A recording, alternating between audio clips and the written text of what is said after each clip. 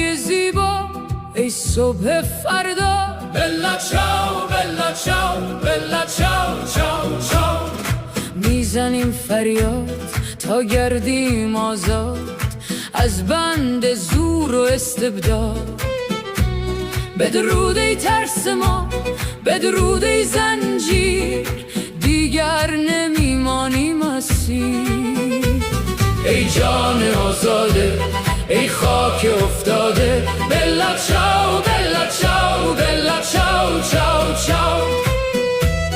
نمیمانیم خاموش، نمیگردیم فراموش، تا بشکنین شبهای پر از دود.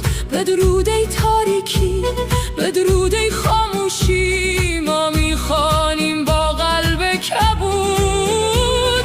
ای کوچه زخمی ای میدان خالی، بلا چاو بلا چاو بلا چاو چاو چاو. از کابل تا هرات، از بلخ تا قندهار، فریاد ما یک صداست. زن، زندگی، آزادی، حق نفس، حق شادی، این خواست مردم ماست. ای مادر گریان ای خواهر تنها، بلا چاو بلا چاو بلا چاو چاو چاو.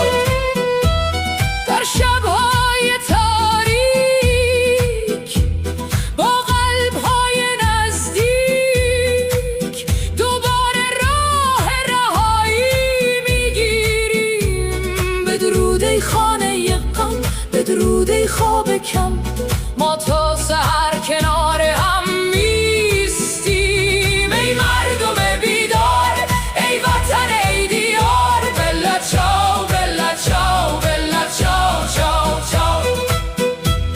اگر صدا شکست، اگر نفس نشست، هزار صدا دوباره برمیخیزد.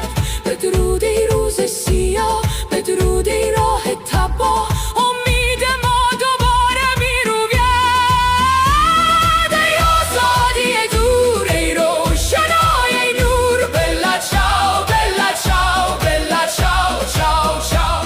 ای جان بیقرار، ای سرزمین ای یار، بلا چاو بلا چاو بلا چاو چاو چاو. تا گردیم آزاد از زور و استبداد. بدرود ای زنجیر، بدرود